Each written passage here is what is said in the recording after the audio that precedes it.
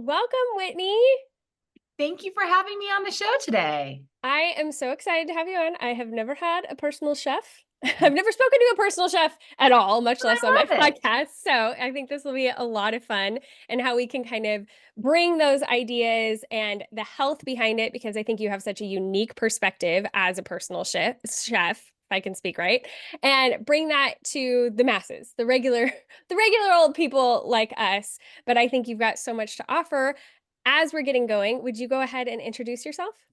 Sure. So my name's Whitney Aronoff. I'm a health supportive based chef. So I went to a particular type of culinary school where I would learn how to deeply nourish people. I wanted to learn the old school proper cooking techniques of preparing food and why it's so important to eat food that's in season and how to really make sure that the food that we're eating is nourishing us on like all the levels, physical, emotional, spiritual, and mental, because food is our energy, and no matter what, we have to eat 3 meals a day. Most of us do. So we might as well find pleasure and enjoy it and really make sure that we're getting the biggest bang for our buck. So I work as a personal chef. And I share what I learned at culinary school with as many people as possible through my podcast, the High Vibration Living Podcast, as well as on Instagram and through my website, Starseed Kitchen, and through my organic spice blends that are called Starseed Kitchen as well. So fun. There's so much there. Like this is just like such a wide breadth of things, but I want to go like back to the beginning because I didn't even know that that kind of culinary school was a thing. Yeah. So, how did you end up like figuring out that you wanted to pursue that and finding a culinary school that specialized in that? Like take me through that journey. Yeah, absolutely. So I knew when I was in my late 20s that I wanted to work in the health and wellness space, but I couldn't figure out how to get into that niche. And at the time I was living in Los Angeles, I was working as a corporate recruiter, and there was only one Erewhon location in LA, and it was this super hippie, not well known grocery store where if you wanted to find the weirdest, healthiest, most off the wall items, you would go there. And I lived there walking the aisles and learning about tonics and vitamins and foods and vegetables. And I just knew that was what I wanted to live in every day. And it took me a long time to figure out, like, how do I create a career within the topics and information that really lights me up? And ultimately, later on down my career, I just figured out that there were a lot of things going on with my own personal health, and no doctors were ever able to help me get to the root cause. So I thought, you know what? No matter what, food is medicine, and I'm in this body. I know how I feel every day. If I can learn more about proper food preparation, eating in season, basic nutrition guidelines, I can heal myself of really anything. I just need that foundation. And I just got lucky when I started searching for health supportive culinary schools. And the Natural Gourmet Institute was a culinary school that was founded in New York City in 1970 by Dr. Anne Marie Colvin, the first culinary school ever founded by a woman. And Oh, she, coincidentally enough, she had studied with Michio Kuchi, who is the modern day founder of macrobiotics, and he's who started Erewhon, that little hippie oh grocery store wow. that I was going to in LA. Um, ultimately I'd end up at a culinary school in New York City that was founded by a person who studied under the man who created that first bit of inspiration for me in LA. Um, Wow. so I always encourage people, if you're at a crossroads in your life, look at the synchronicities. Like just take note. Um, the path is really fascinating how we end up where it is, but I was reading recently about the term coincidence, and it's actually in reference to a mathematical term that is all about right angles. So Hmm. they're all about right direction. So when you see the coincidences, it's spot on. It's a right type of symbol. Yeah, that's amazing how like full circle that all Yeah. came for you to end up there. I mean, a totally different coast, completely different thing, and then it all like that had to have been such confirmation Yes. for what you were doing. Like, oh, this is it. This is perfect. Yeah, and it keeps popping up in different ways. Like every time, I've been a chef for 10 years. And so, throughout your career, even if it's only been 10 years, throughout your journey, you're always questioning, am I still on the right path? Do I need to pivot? Have I moved out of the cycle yet? Is there something else I need to be doing? And the coincidences pop up again. And I always have something that takes me back to why I went to that culinary school and why I got into this industry that kind of relights the fire. Yeah, that's so cool. It's really nice to have those little snippets that keep like the motivation and the direction going Yeah, all along. absolutely. We all need it, right? Yeah. Like, all need it because, everything isn't moving upwards all the time, right? Yeah. Like, there's ups and downs in every part of the day. So I think it's great when we can allow the universe or nature to just uplift us with its own symbology. Yeah, that's really neat. So you go, you find yourself at the school that like comes totally full circle for you. And then you decide to go the personal chef route instead of like working in a bigger kitchen or a restaurant. What made you decide to go in that direction? Yeah, well, it was always temporary. My dream was to really create my own food product company. And that's what I did with my organic spice blends because my family and I have always been making our own spice blends. And that, just allows me to have more flavorful meals. And I get to use more health supportive ingredients. So organic, non irradiated spices, real sea salt, no MSG, no anti caking agents, no junk. Like all that stuff was really important to me, and delicious, flavorful food while still being healthy is important to me. So I wanted to create my own food product without getting funding. And I needed to get a job in order to, pay for creating this product. And I started as a personal chef simply as a way to be able to pay my bills and save some money to launch my business. And the next thing I knew, it just really became my career. And it's been what I've been doing ever since. And it's been such a blessing because I think we all get really rigid in how we eat and what Hmm. works for our family and how we cook for ourselves, right? We all get into our own routines of what we Sure. buy at the grocery store, what we make on a regular basis. And by becoming a personal chef and cooking for a variety of different people and families who all eat different ways, is I've really learned how the other half lives. Like, how do other people eat? How do other people like to sit down and enjoy a meal? People like different things for lunch and dinner. So it's been a really great blessing and just learning all the ways people like to get nourished. Yeah, I bet. And it's so like you were saying, you've got all these different clients to be able to draw from and see. That's got to be really interesting. So I'm curious about these logistics because I've never talked to a personal chef. Like, what does that look like? Do you work for like one person at a time? Are you in their home? Like tell me what this actually looks like in Yeah. practice. So it can look a lot of different ways. So, depending on you and your family and what you need, you can find a personal chef that can support you and how you want to be supported. But the way myself and my team work is we work with one client one day. So I put together a menu for you. You choose from the menu or you just tell me what you want. And I find most people have to see some sort of menu in order to just like get an idea of what they want. And that's like Yeah. a fascinating study in people just in themselves, is a lot of people just don't even know what they want. Like, they Yeah. don't know what they want out of life, but they don't even know what they want to eat for dinner. Yeah. That's fascinating. You Yeah. have to provide them a menu, and for some reason that gets the wheel and the inspiration turning. And so a few days in advance, my clients let me know the selections that they want. I type up a menu, I put together my grocery list, and I go to the store first thing in the morning, 7:30 a.m. I'm at Whole Foods, I'm at the butcher shop, wherever I need to be to get the right ingredients. I do all the grocery shopping, and then I go straight to their house and I prepare the food in their house because that is the most health supportive way to do it. It's also best for, getting food right into the fridge as well. But I do have some clients that prefer that I cook it at my place and then deliver it to them. But when possible, I like to prepare the food at their home, and I cook all day in the kitchen. If they're home for lunch, I serve them lunch. put everything away in the fridge. Most of the food is cooked through. Sometimes the food is only cooked halfway, depending on how they need to reheat it. And then I leave them with the printed menu, reheat instructions, and you leave the kitchen better than it was when you arrived. You take out the trash, you wipe everything up, and the goal is to make sure it looks like I was never there. Just when they open their fridge, everything's purposely prepped, ready to go for dinner and the Wow. following days.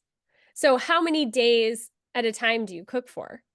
Yeah, so I have some clients that like me 1 day a week. I've had clients in the past that like me twice a week, but I'm preparing meals for them for most of them just want lunch and dinner meals. And so, like, for instance, I'll explain one client. One client wants lunches for the husband and wife all week long. So they just want salads for Monday through Friday for both of them. And then they want to have a soup for dinner 1 night a week. And then 2 other nights, they want like a hearty, warm, something they can reheat that's super nourishing, kind of stick to your bones.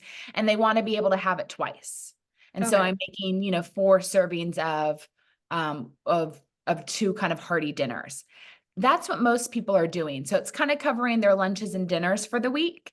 And then that way they can do their own thing for breakfast and they can do their own thing on the weekends. That sounds amazing. The whole thing, like, Yeah. holy cow. So how many clients do you take on at a time? Yeah, so I support 5 clients. In the Okay. past, I've even gone up to 8 clients, but Whoa. that's challenging, right? When you have a podcast and a food product business. But I manage 5, and then I have other chefs that work under me so we can support more people. What I really try to do with this business is like think big picture, like what would be my dream? If I was in their shoes, how would I want the experience to be? And that's what I try to bring to them. And I just think that's like a great philosophy in all businesses that Yeah. you're creating is how would you want the experience to be if you were the one on the other side? And then create that. And because the odds are there's other people like you that are looking for the same thing. Yeah. Oh, absolutely. And that reminds me of the book Unreasonable Hospitality. Have you read it yet? And No, I heard all haven't. the buzz? Oh my gosh. It is so good. It's about now his name is escaping me. I will find it. I'll put it in the show notes. Yeah. But it's about a guy who manages these luxury restaurants in New York. Yeah. And he's now one of the executive producers on The Bear. Have you Oh, seen no The Bear? way. Yeah. Yes, of course. And in the Forks episode, Richie is reading this book, and Yeah. it's all about hospitality and how they utilized it in this restaurant to make these experiences for people, just And like what that's you're my talking about. favorite episode of The Bear. I Yes, me like too. every chef, I haven't been able to watch The Bear. And then that episode in the second season, I had a client text me and they're like, "We just watched this episode. You need to watch it. It's gonna re-inspire you. Yeah, You're gonna fall in love with the culinary scene again." And I was like, "What are they talking about?" And I watched it and I been yeah, so excited for this new season to come because it's such a different energetic pace when you're watching it and it's yeah. uplifting. Yes. Well, this next season, Well, I haven't watched the next season yet, but that I'm a few episode was. episodes in, and it's not as uplifting. But that, yeah, I've gone back and watched that episode so many times because it's just so No beautiful. way. I love when Richie's walking away from it going, I wear suits now. Like he I just like know. he makes this different decision in his life. But this book is like that episode on steroids. It's like No the whole way. thing. And I listened to the audiobook by Will Guidara. That's who wrote it. Okay, what He is it called again? It's called Unreasonable Hospitality. He Okay. is married to Christina Tosi from Milk Yeah. Bar. Yeah. Yeah. Yeah. No way. Yeah. So he's got like all these amazing insights, but especially about the hospitality part and leadership. It is just, oh, it's so good. I want all my kids to listen to it. I want my boyfriend to listen to it. Like it has been just like feeding my soul. I love Cool. this book, but it's like, Thank it's you. all of that same idea of trying to create these experiences for people. Yeah. So I'm curious because you have this health focus also. Like obviously there's the personal chef part, but you're creating experiences from a health focus. So Yeah. how is that different for you as a personal chef than just like a typical personal chef would be? Yeah, because people are hiring me because of my education and expertise so they can trust what I'm buying at the grocery store. Because Yeah. we're living in a really weird time. There's fake food, Yeah. you know, and we also have to be mindful of prices. And most people don't understand is if it's cheap, you should be concerned. You Yeah. know, real food costs money because it takes quality soil, time, water, energy, a human being behind it, a lot of government fees. It's just Yeah. shipping. It's an interesting system. The food system's gotten really complicated. You know, I'm more encouraged than I was 10 years ago in culinary school, just That's good. because more people know what I learned 10 years ago. And Yeah. so the more we all know, the better choices we can all make. And if we're all spending our money the same way, then the market will drive more real, whole, organic foods. So as a health supportive chef, you know, people are hiring me because they want to eat a certain way. But you know, it's how they want to eat. So I may have my knowledge and experience and understanding, but they're getting their knowledge about what's healthy from different places than I am. Yeah. So I have to honor where they are in their food and health journey and make the best choices for them with that in mind. Yeah. Yeah. That reminds me of when I used to be a doula because it was like I had a certain amount of information and what I, had learned and everything, but everyone's coming at it with their own perspective and their own things that they've taken in. And ultimately, they are the one in charge, and you've got to Yeah. like create that experience for them. Yeah, it's their body, you know, Yeah. they know how they're feeling right now. But they also have their locked in belief systems. Yeah. So it's a tightrope that you walk. But I find if you just naturally show up as your authentic self and you do the best that you can, given whatever your constraints are, over time, people will start asking questions on how you would do it. Yeah. Yeah. And that's when people are more receptive to learning Hmm. um, and getting new perspectives is when they can come to you with the question. So I've never been someone that pushes different information about health. I always try to wait till other people are ready to have the conversation with me Yeah. because we can just take it so much further. Yeah. I 1000% agree because I think in like my early 20s, I was that like, well, if I found out this information, then everybody else must want this information. And so I was so like pushy with it. And then Yeah. by the time I got to my 30s and like totally overturned my life and was like, wait a minute, I know nothing. Like I'm not going to push anything on anybody. And now I much more have that same viewpoint. Like I think people know kind of where I stand on certain things or that I have knowledge about certain things. And so they can come to me if they're interested in it. I don't have to be the one to initiate that conversation. And the people who are receptive to it and are actually willing to have the conversation are going to be the ones who ask the questions. Yep, Yeah. exactly.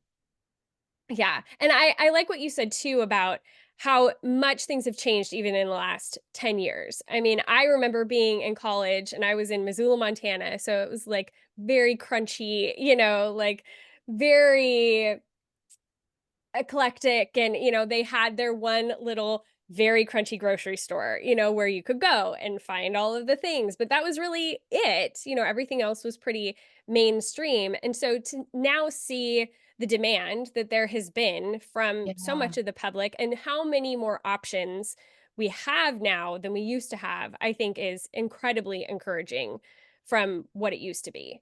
I will say this as someone that has worked in this industry for 10 years and in food and health for 10 years, but has been really living in it for 20.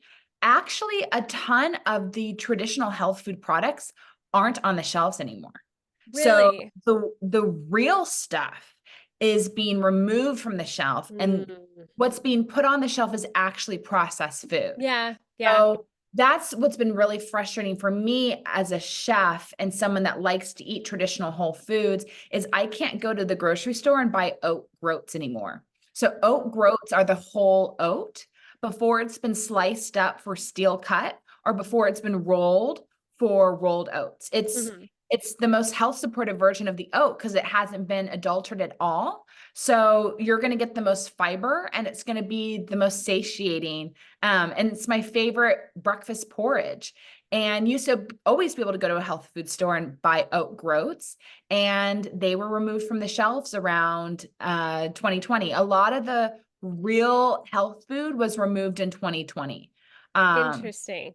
yeah, and so Hmm. it's been really frustrating for me because it's not something that a lot of people are watching. They're seeing, oh, well, now I can go and get, you know, more edamame products or, more chickpea snacks or more, chickpea pastas or more soy this and soy that. No, no, that this is processed shelf Yeah, stable food that can sit on the shelves for the next 10 years. This is not health food. This is yeah, not nourishing. There's no life force energy in there. Like yeah. it's not food, you're getting played. So that's what I've been noticing that's been going on That's is interesting. um a lot of good stuff is disappearing and you have to buy it online, and it's even hard to find online. And it's a lot of processed healthy food is making its way to the shelf. Yeah. If anyone shops at Whole Foods, they know everywhere you go, everything there now has canola oil in it. Ah, More shelf stable, is a private label. It's just like a chip, a cracker. It's really interesting. yeah. So I I've just never been to encourage, Whole Foods, so oh, yeah, well, we you're don't have not it really here. missing anything Yeah. anymore. But I just encourage everybody, no matter what grocery store you shop at, never trust the brand of the grocery store. Never trust anyone to be your editor. You still have to pick up products and turn it over and look at the ingredients list. Yeah. Just do. That's just the time that we're in. Yeah. And I think we're gonna land on the other side in the next 10 years, and things are gonna get better. And you will be able to find those places where you can just trust everything that's sold there. But we're just not there yet. Yeah. So where kind of do you do your sourcing to get some of those products that you used to be able to access more easily? Do you have go-to places? So I do shop on Amazon or Vitacost for like certain items I need to order. But like I noticed recently, like with some items I ordered from Vitacost, things were damaged along the way, Oh, wow. because they're not being mindful of, I don't know what distribution center it's coming from, and it seems to be melting in the heat. And Mm, um, there's no win-win right now. But yeah. I always try to find, herbs and teas from smaller mom and pop shops online. And then if I need larger sources, Amazon and Vitacost. And then I continue to seek out kind of small little local health food stores when I can. And Yeah. then kind of for me, I'm in Orange County, I'm in Southern California. I still go to Whole Foods. I still go to Mother's Market. I still go to Erewhon. But I just know I'm limited and brands are disappearing from those places, and I have to go directly to their website. That's the best thing you can always do for brands is just go directly to their website to purchase it, because they really lose so much money when they Yeah. have to sell it to you through a grocery store. There's Yeah. so much markup that has to happen in order for it to get sold to you there. So whenever you can go to their website, you're helping the brand and you're keeping them in business. And then sometimes you can get a better deal too. That's interesting. Yeah, I wouldn't have thought of going straight to the manufacturer of a lot of these products. It doesn't even like cross, I think, most of our minds. Yeah, yeah, it's a huge, huge help. And as someone who owns a small business, like I lose money if I try to sell my product at a standalone Yeah. store. Just because, people don't understand how much food costs and why. Yeah. And it's not just the food, it's the packaging that costs a lot Yeah. of money. And then there's massive amounts of fees for food from your state and your county for production. And then the cost of labor is going up. And then there's additional fees and licensing and insurances that food companies have to get. It just keeps adding up, Yeah. but then it gets passed to us. So that's why, if you guys have noticed your food prices dramatically going up from 2020 to 2024, this is why. So for instance, like there's an olive oil, Spanish olive oil I always buy at Whole Foods. And it was $7.99 in 2020. And it's now almost $13. Yeah. And I mean, it's been 4 years, prices go up, labor But goes not up. that much. So yeah, so Yeah. I just try to help people understand like all the fees that exist behind their product, why it costs what it costs. Yeah. That's frustrating. Yeah, well, it's gonna keep going up. And, hopefully it just makes us all, make better choices. But, it's like when you go out to a restaurant and you get shocked when you see what the price of something is, and you're like, oh, I Yeah. could make this at home. But we forget all the fees that we're actually paying for when we go Yeah. out to eat, right? We're Yeah. paying for the ambiance, the Yeah. rent, the building, the whole team that are working there that evening, the silverware, the plates, the Yeah. linen, it's, the state and county fees, the licenses, the insurance, like we are Yeah. paying for more than just the food. Yeah. And being on the West Coast too, I'm up in Washington.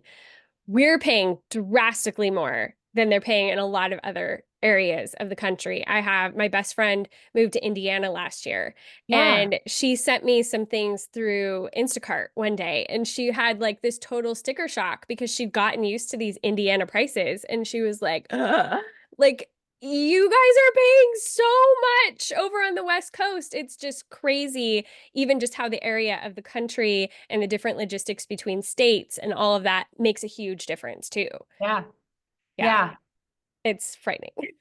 Yeah, well, I'm glad we're having this conversation because I hope, more people learn about what's going on in all 50 states so we Yeah, can we can make better choices in the community that we live in. I yeah, always say, like, don't get angry about what's happening on the other side of the country. Like, focus on what's happening in your neighborhood and make it the best it can possibly be. And like, yeah, it's just like your body. Like, don't look at what's on someone else's plate. yeah, Focus on what's on your plate. How can you optimize it for you and your health so you thrive and you glow yeah. and you're positive and you can move forward in your life? And then everyone else at the table is going to start to see how you're showing, Hmm. and they'll just naturally kind of start to imitate you or ask you questions or want to follow along.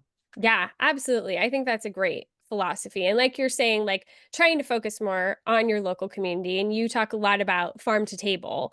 And so, Yeah. how does that play out for you where you are and in your profession?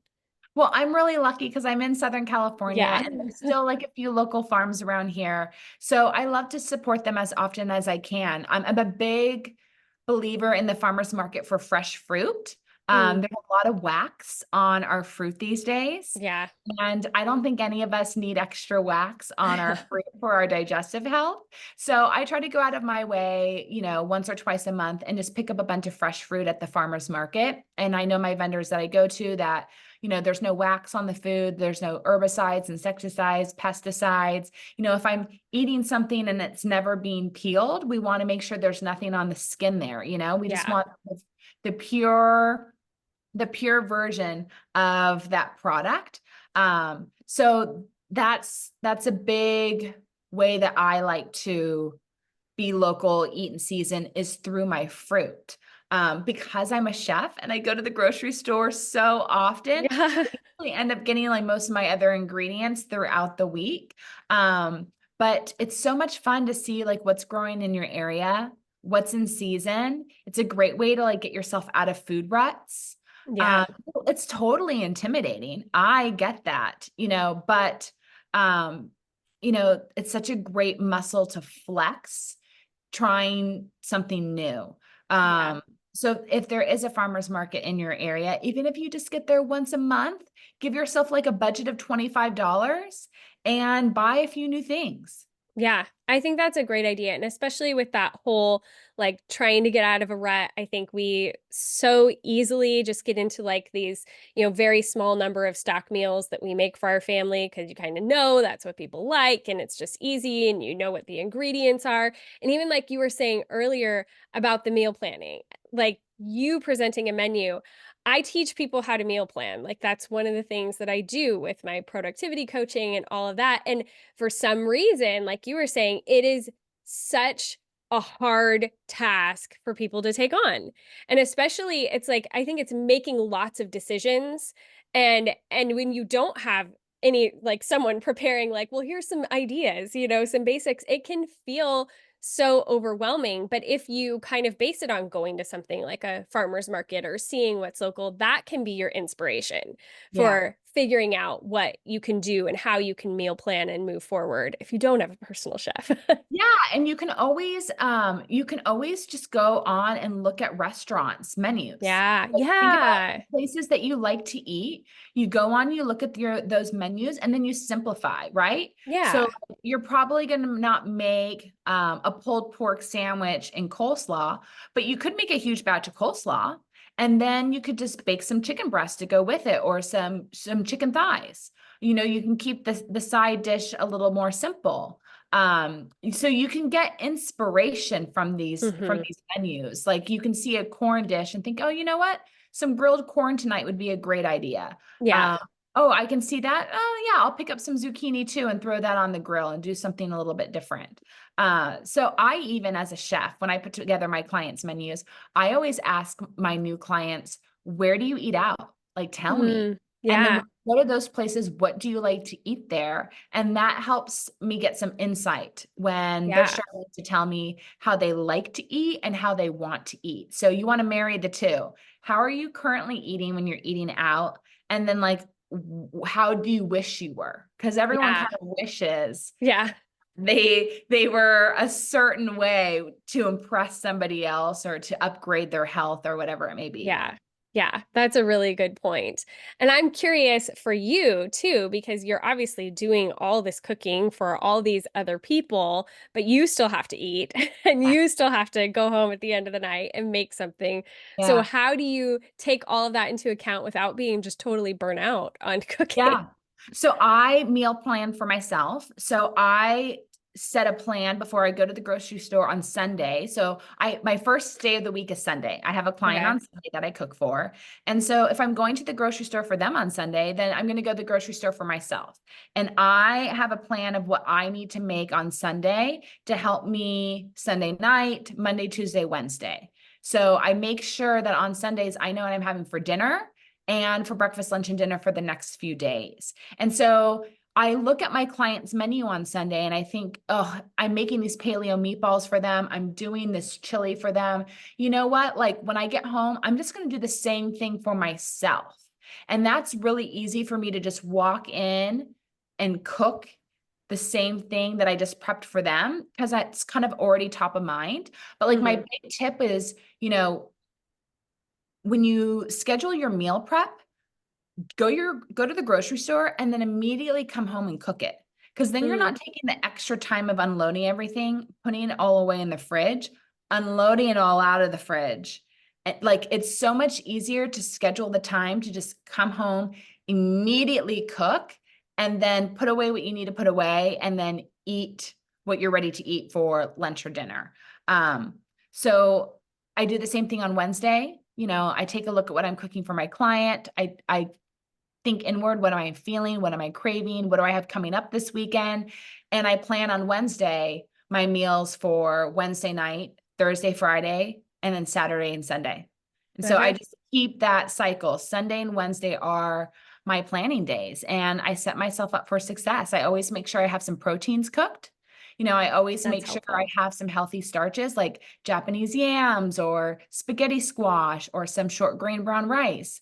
Always make sure I have some veggies that are just all I need to do is steam or blanch. Super easy. So you have to think a little bit ahead. Yeah. Yeah, I'm one of those people who I have to meal plan. I can't walk Yeah. into a grocery store if I don't know what we're doing because I will just end up wasting money. I will get frustrated. And it's been this interesting process lately. My boyfriend lives across the street. We've been Oh, together so for a cool. few years. Yeah, it works out well.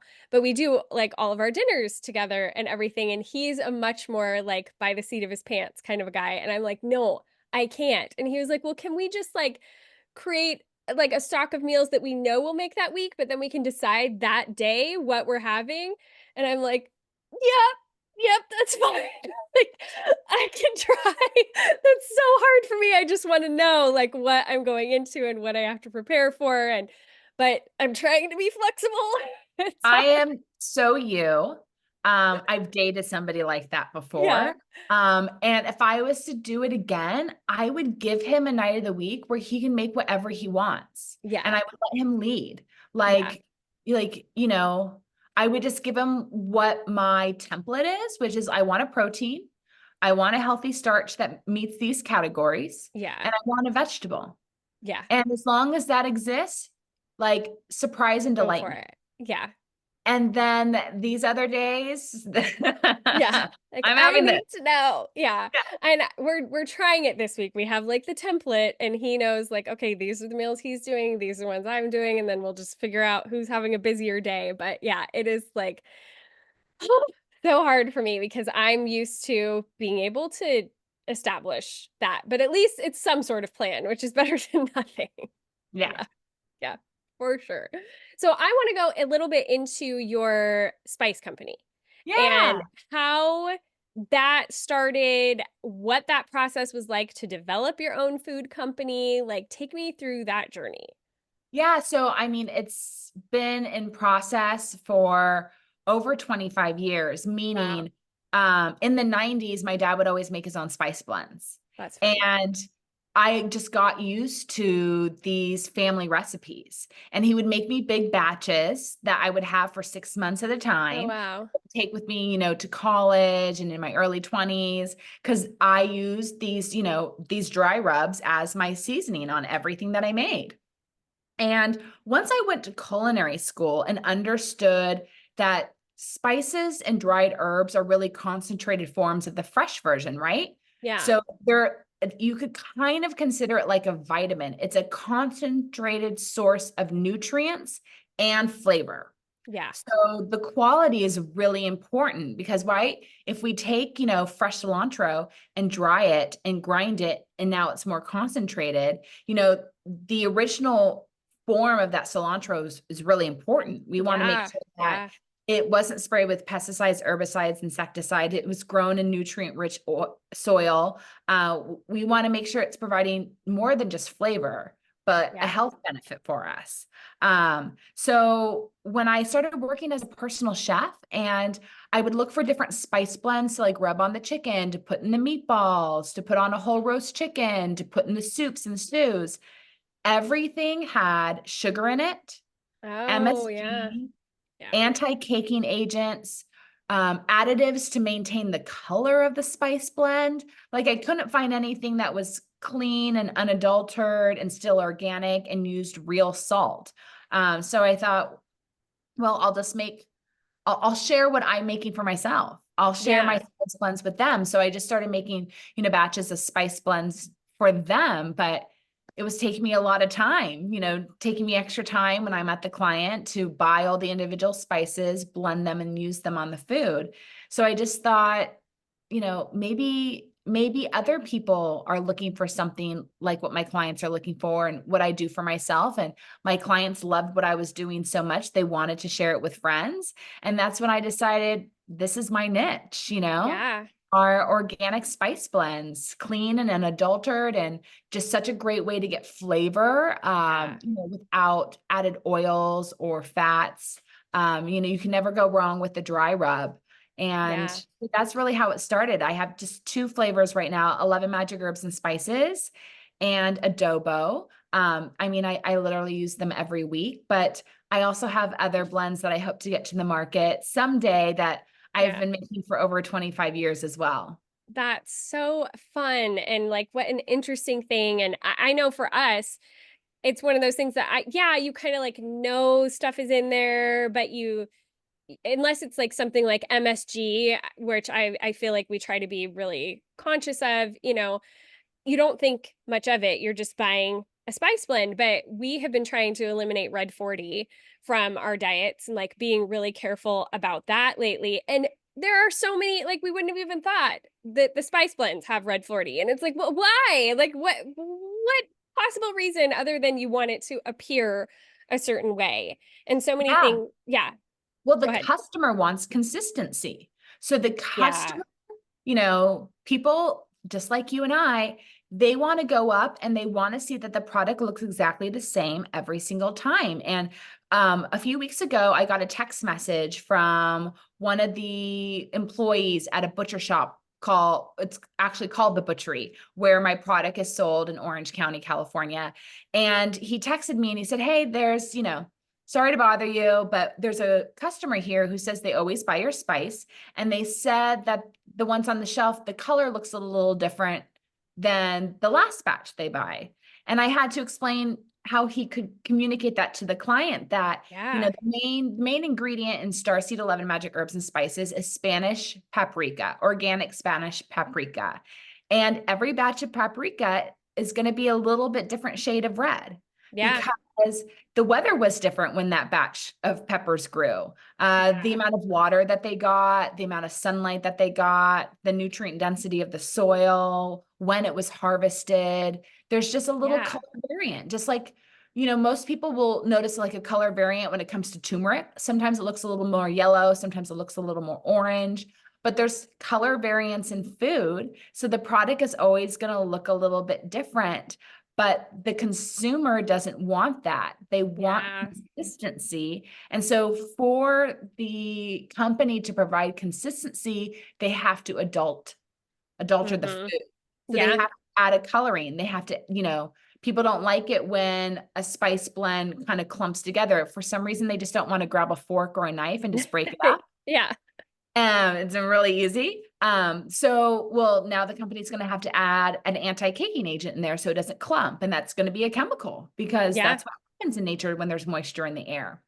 So a lot of it comes to having conversations like this with you is Yeah. like the consumer just needs to be educated. Yeah. They just don't know what they don't know. And we were all there at one point. And so as soon as they know, hopefully they'll choose to make better choices. Some people won't, and that's Yeah. okay. Yeah. There'll always be a product for them. Yeah. Um, but my hope is that more people will just want to know and they'll become more flexible foodies and Yeah. embrace the imperfections. It's like that whole movement of the resale of imperfect fruit or imperfect Yes. Yes. vegetable. I was thinking about that just a second ago. Yeah. Yeah, yeah. And so we can really apply that to like every type of food product. It doesn't have Yeah. to look exactly the same all the time. And it's still okay. It's still safe Yeah. to eat. Yeah, absolutely. Because even a lot of that stuff that you get, like the imperfect, produce and that sort of thing, you're like, what was wrong with this when you get it? You're like, I don't, what kind of impossible standard are they holding for what it Yeah. looks like? Because this stuff looks fine. And I think so much of it comes down to that education piece. Like, I think a lot of people, like you're saying, not everyone, but a lot of people would be like, oh, okay, like that's Yeah. fine. But we just don't know because we've been so programmed for it to be a certain way and be all the same for so long. If we looked back at any time in history, food wouldn't have been completely picture consistent every time you ate it. That's just not reality, but we're not always living in reality. We're living in this manufactured perfect place. Yeah, I'll give you guys a great example. So when you go to the grocery store, like I remember even when I was on the East Coast, I would go to the grocery store and they would have avocados, which avocados clearly come from, Yeah. you know, you know, California, Central Mexico, South Yeah. America. Well, when you go to someplace like Trader Joe's, they have these really tiny avocados. Most grocery stores carry them now. They're very small avocados, and that's an avocado that has been manufactured. Hmm. Avocados never were that small. Hmm. Avocados are much bigger, but the Interesting. consumer complained over years Oh, and years and years that these avocados are too big. I open half I don't need the other half. I don't know how to save the other half. The other half goes to waste. I want a smaller avocado. So they started grafting and genetically modifying avocados to create this bite-sized avocado so you can open it up and use one and be done and not have Interesting. other half available. But if you notice those small avocados, the flavor's not great. The consistency isn't great.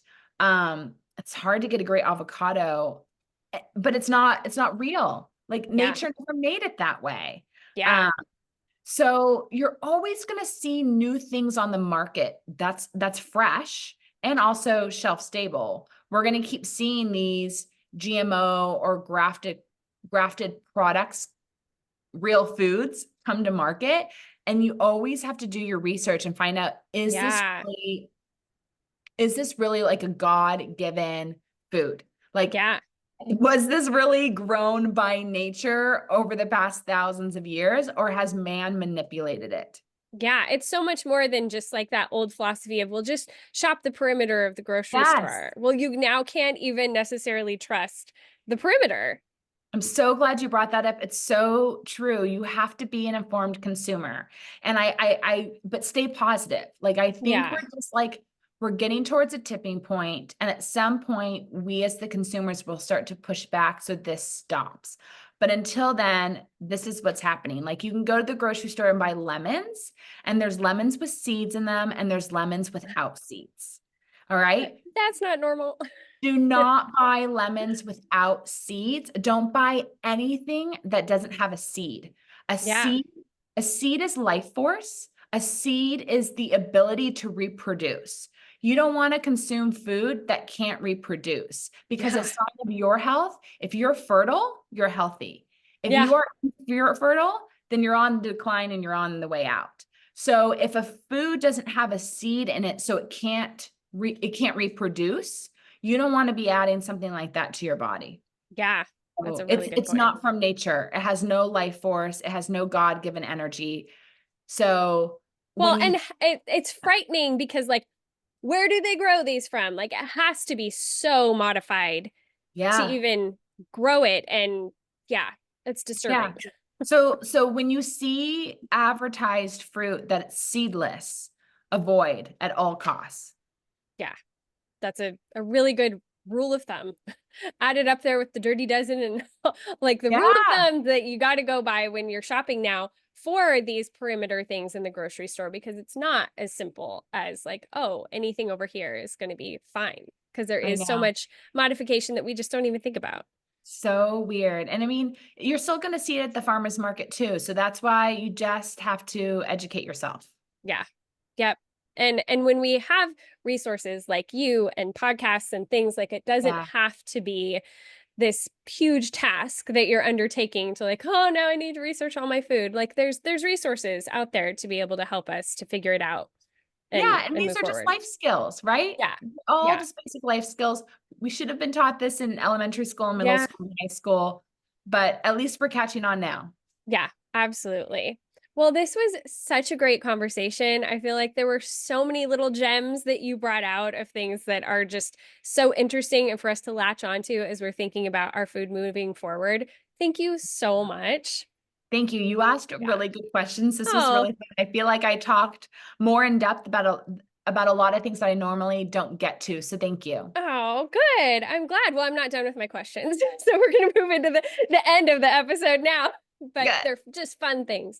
So you kind of talked about what a day looks like for you, Yeah. but do you want to just kind of like walk us through maybe like your morning routine, your evening routine of a typical day surrounding work? Yeah, so interesting, because I went on a walk this morning and I thought it's time for me to change up my morning and evening routine. Yeah. Which is good, right? Like, Yeah. what was working for me for the past 6 months needs to evolve and change It's now. seasonal, Yeah, like you're eating. it really needs to change. So what I was doing in the morning, so I get up at 5:30 a.m. So I can get out the door between 7:15 and 7:30 a.m. And so what I do in the morning is I tongue scrape. Are you familiar with Oh, tongue scrape? yeah. Yeah. Yeah. So I tongue scrape in the morning, and then maybe like 2 or 3 mornings a week I oil pull as well. Okay. Just as I'm getting ready. Um, Nice. I do dry brush every morning. Nice. And then I usually do the melt method exercises for my hand and feet. I do it like 4 or 5 days a week. Takes me about 15 minutes and it just moves the fascia around in my hands and my feet Oh, um, nice. and the fluid. So that way I'm not in pain because I overuse my hands and I stand on my feet too much. And this has been a really great way to relieve the pressure in that part of my body. So I Interesting. do those little exercises and then I sit and write in my 5 minute journal. Nice. And I really love doing that because it really helps me set intentions for the day that I always find kind of come to fruition. So it makes you sit Nice. down and ask yourself little questions about what you want for your day. And I always find it creeps in a great way. And Yeah. then and then I do my meditation. So it's usually just about 10 to 15 minutes, but I do something in the morning, a type of meditation to just get clear on what I want to call in and just to fill my body up with light and energy. And then the rest of my morning kind of depends on how I'm feeling and what's going on. So I get dressed, I make my breakfast. Sometimes I'll do some extra stretching and exercises. I pack my lunch, and then I'm out the door. Nice. Yeah. And what about your evening routine? Evening routine, the only thing that's consistent is I usually take a shower in the evening. I try to turn off my phone, get away from technology between 8:30 and 9. And then I love wearing the LifeWave patches at night when I sleep. Are Oh, you yeah. familiar with them? Yeah. Yeah, so I wear the X39. I put that on every night. I'll sit and wrap up the 5 minute journal and Okay. then do my meditation. And then anything else that I feel like I need to do, whether it's reading or writing or refocusing my goals or my thoughts, something along that lines. And then I'm one of those people that I climb into bed, turn off the lights, and I'm out. Oh, that's nice. I I never have been. I think this is like the closest I've ever been to that, but like my nighttime like sleeping setup has gotten like so ridiculous. Like has to be a certain temperature and certain sleep sounds on and the weighted blanket and the magnesium that I've taken and like all the things, but it's working. So I will take it. Yeah. So I'm curious what you're wanting to like what you think you might switch up with your morning and So evening like routine. so this morning I didn't do my melt method and I did my morning walk instead. Okay. Because I felt like I needed to get the energy out kind of right away. And this was my work from home day. Um, Okay. but I just feel like the the dry brushing is going to stay, the oil pulling occasionally, yeah, that stays, the meditation, the 5 minute journal. I'm just trying to decide, do I really want to start squeezing in like a 30-minute walk every morning, a 20 Hmm. minute walk every morning, days where it can be a little bit longer. Um, how do I want to change my evening routine? I'm thinking about doing the 28-day fascia reset with human garage. Oh, I've been really that sounds wanting to do amazing. that. Yeah, just because I feel like I have some trapped emotions. Hmm. And the best way to get emotions out of the body is by working with the fascia. Hmm. And I'm really into figuring out how to insource and not outsource everything. Yeah. I've Yeah. spent so many years going to so many different practitioners to Yeah. help me with different areas of my physical, emotional, spiritual, and mental body. And it's like, but what can I do for myself? Like Yeah. so many tools out there now. How Yeah. can I change my routine in the evening at like 8 o'clock at night, pull out my yoga mat, and maybe do some work on myself, whether it's Yeah. writing or journaling or reading or stretching or, fascia movers. And if I can do that consistently, how will I evolve? Yeah. Taking that So ownership over it yourself. I think yeah. that's And really I think good. summer's a great time to do it because I mean, there's no shows to watch. There's Yeah. really TVs and Except for the movies. bear. Yeah, yeah, except for Yeah. the bear, but that can wait. That can wait till Yeah. the fall, It could. It could. It's going to be there. The lights out longer. Do I want to start doing more, sunset walks?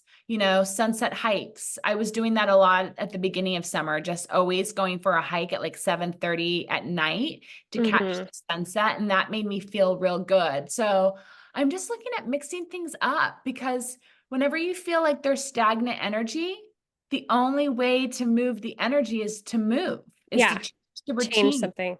Go to Yep. the places that you don't normally go. So like that's what I'm thinking about too, is like, I live in Southern California. I live near the beach. I always go to the same beach. I always sit in the same spot. So I'm thinking, well, when I go to that beach, I can't sit in the same spot anymore. We got to try Mm, a new spot. And then like I need to try new beaches. Uh, yeah.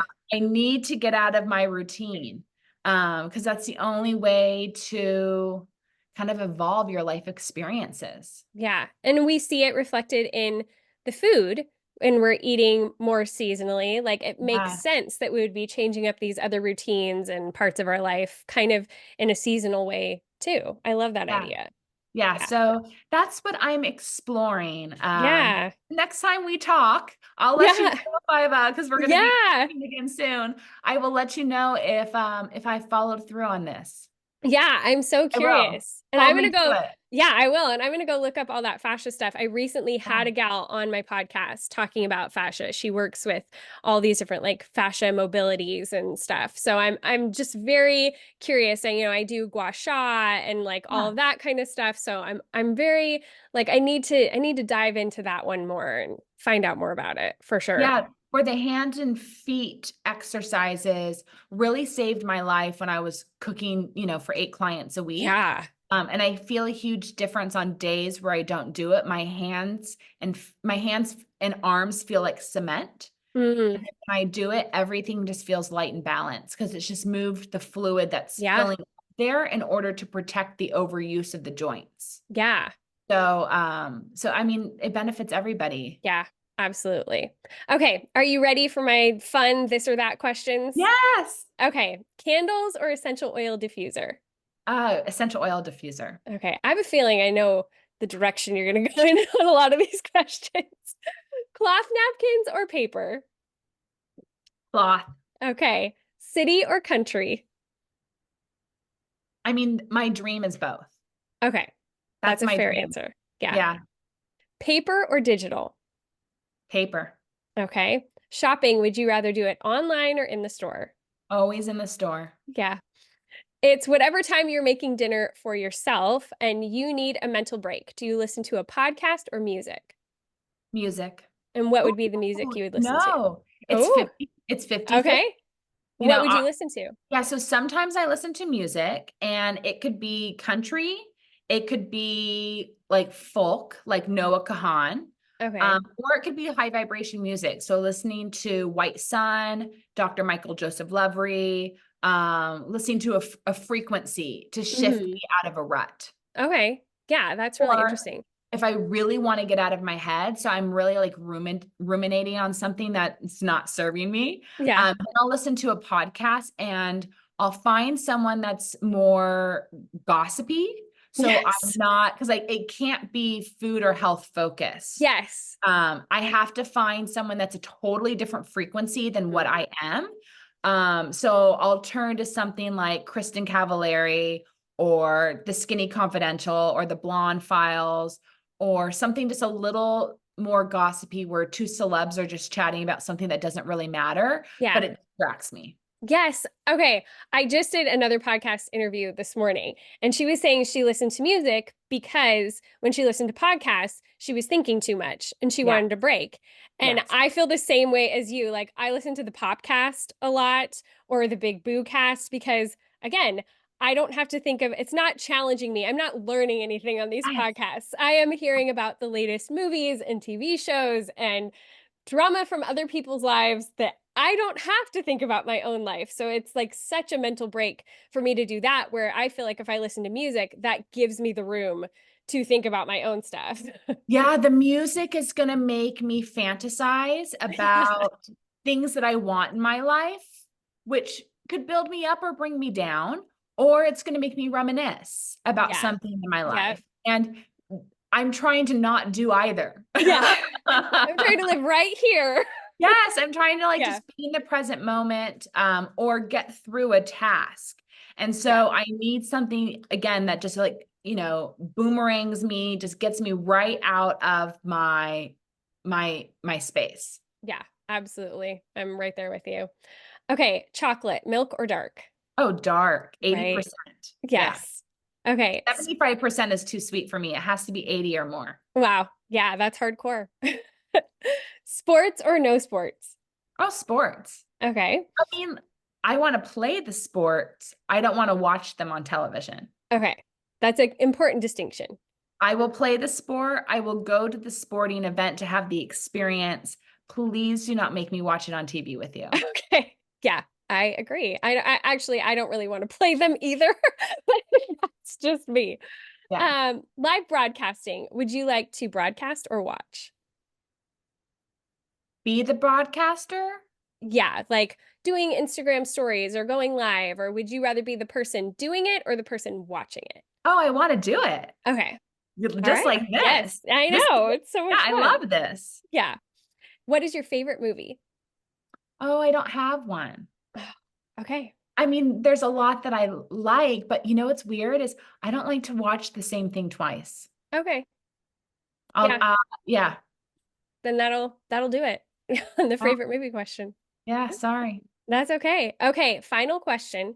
If you were to put yourself on the crunchiness spectrum, where 0 is totally not crunchy and 10 is like singing Kumbaya by the fire with your legs unshaven and dreadlocks in your hair, where are you on the spectrum?